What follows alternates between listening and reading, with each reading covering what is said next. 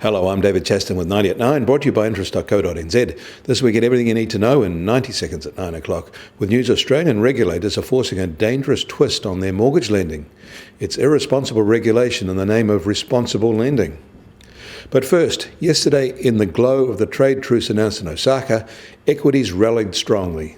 It was kicked off by a 2.2% jump in Shanghai and a 2.1% rise in Tokyo. That was followed up in Europe with gains of about 1%. Wall Street opened today in a similar mood, up about 1%, but it has waned as the session has developed, now drizzling away to only a minor net gain there. It is becoming clearer that nothing was actually decided between Trump and Xi, and that the Chinese are unlikely to change their positions. Apart from the photo ops, we don't seem to be in much of a different place, except for a 90-day reprieve.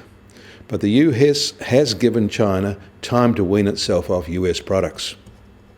Overnight, two separate PMI series were released in the US, both showing small retreats. Analysts had expected this because of the recent series of weakening surveys from the regional feds. Meanwhile, construction spending in the US is falling in May. It was down 2.3% from the same month in 2018. All this fits into a global manufacturing sector that is at its lowest point since October 2012, and in a contraction that has extended for a second month. Japan is still in a small contraction. China's private sector PMI is recording factories there also slipping into a contraction. The EU is deep in a serious factory contraction now, more so than anywhere else. Interestingly, the Eurozone countries recording expansions are Greece and France. The one with the steepest contraction is Germany.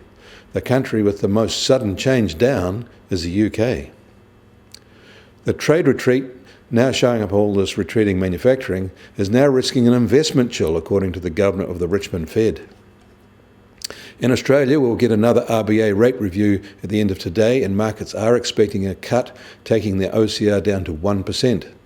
But that will also likely mean another sharp drop in rate offers for savers, and that may generate a building storm of protest.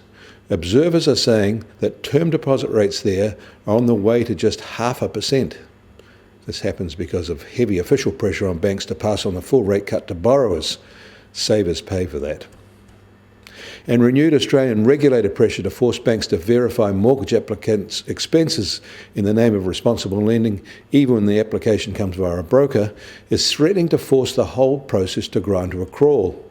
The unintended consequence is that regulators are now forcing banks to use third-party big data intrusion just to meet these obligations. What could possibly go wrong? There will almost certainly be regulator-induced mortgage recession if they keep going down this path. US Treasury 10-year yield is now at 2.03%, up 2 basis points from this time yesterday. Gold has tumbled today, down $23 overnight to $1,386 an ounce. US oil prices are lower again on demand fears. They're now just under $58.50 a barrel. The Brent benchmark is down to $64 a barrel. The Kiwi dollar is down slightly against the US dollar and now at 66.7 US cents. On the cross rates, we're firm at 95.8 Aussie cents. Against the euro, we're unchanged at 59.1 euro cents. That shifts the TWI marginally lower to 71.5. I'm David Chaston. That was 90 at 9, brought to you by interest.co.nz.